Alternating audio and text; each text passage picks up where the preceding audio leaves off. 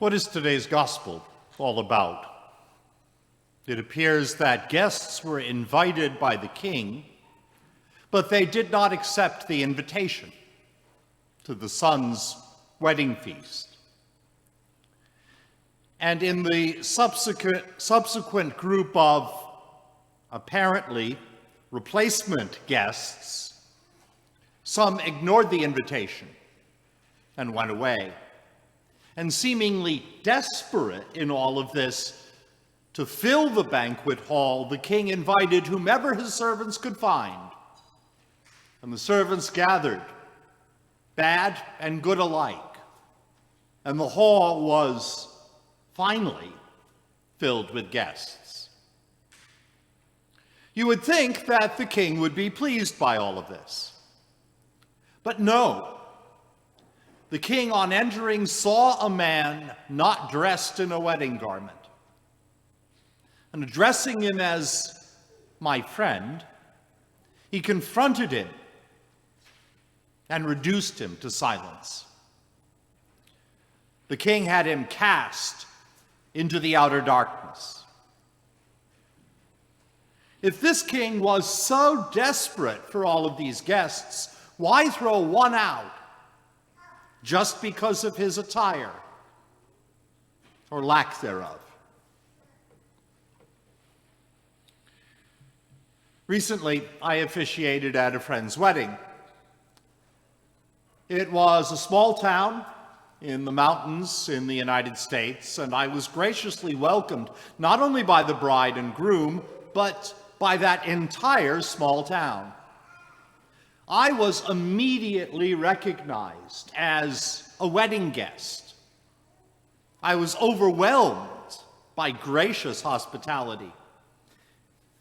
In fact, some of the businesses in town actually closed down on the Saturday afternoon that the wedding was taking place because everybody was going to be there. There were many more guests, actually, than were originally invited. How could you tell who was a wedding guest? Well, the wedding party could be identified by their attire, which was a lot fancier than their usual Sunday best. Some of the guests wore their Sunday best.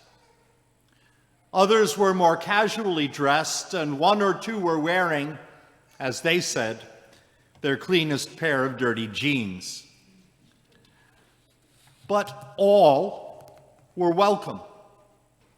And the last couple to arrive crossed paths with the first couple to leave. Invitation and vulnerability and participation all go hand in hand. God's hospitality, God's graciousness invites us all, rich and poor and good and bad and sick and healthy.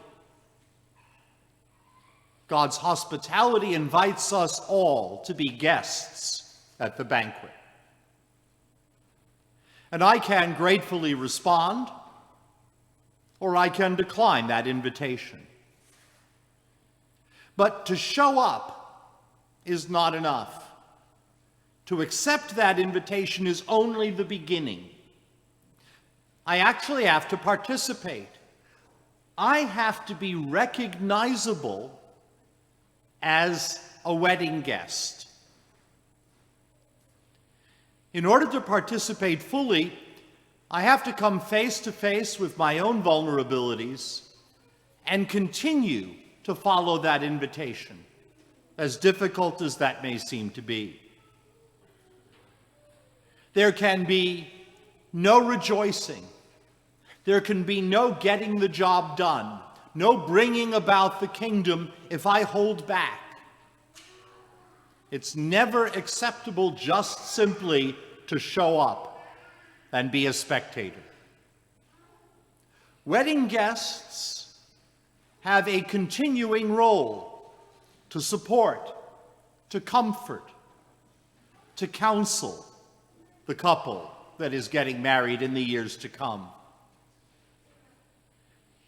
And the Lord's banquet invitation is likewise ongoing. And if I'm not to be reduced to the silence of shame, I have to follow that invitation too. So this reading is not about the clothes that people wear. It's about the defenses that people use to shield our vulnerability, to protect our soft underbelly, and to hide our hardened hearts.